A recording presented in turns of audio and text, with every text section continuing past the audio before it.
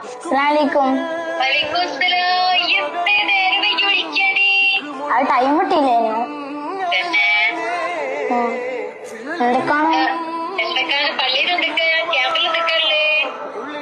ക്യാമ്പിൽ പ്രസംഗം? ഇന്ന് ഞാൻ മഗ്‌രിബിന് ശേഷം പ്രധാന പ്രസംഗം ഒക്കെ നടത്തും. ഓ ഉമ്മ, ഞാൻ പിന്നെ വേറെ ഇമ്പോർട്ടന്റ് കാര്യം പറയാൻ വിളിച്ചതാ.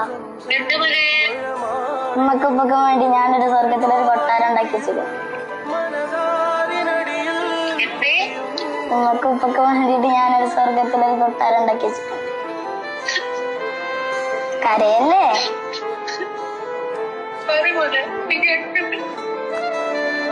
അന്ന് ഞാന് സ്കെച്ചും ചെയ്ത് രാവിലെ നേരത്തെ എണീച്ച് തഹജ്ജുദും സ്കെച്ച്.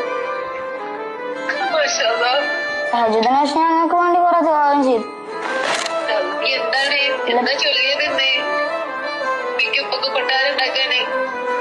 കൊറേ ദുആ ചെയ്തു. സ്കെച്ച് അങ്ങനെ കൊട്ടാരം ഉണ്ടായി വരും. വഹാക്കായിട്ട് തന്നെ കൊറേ ഒരു വാതിൽ തന്നെ ഉണ്ട് സ്വർഗത്തിലെന്ന് പറഞ്ഞു. വഹാ പതിവായി നിസ്കരിക്കണവർക്ക്.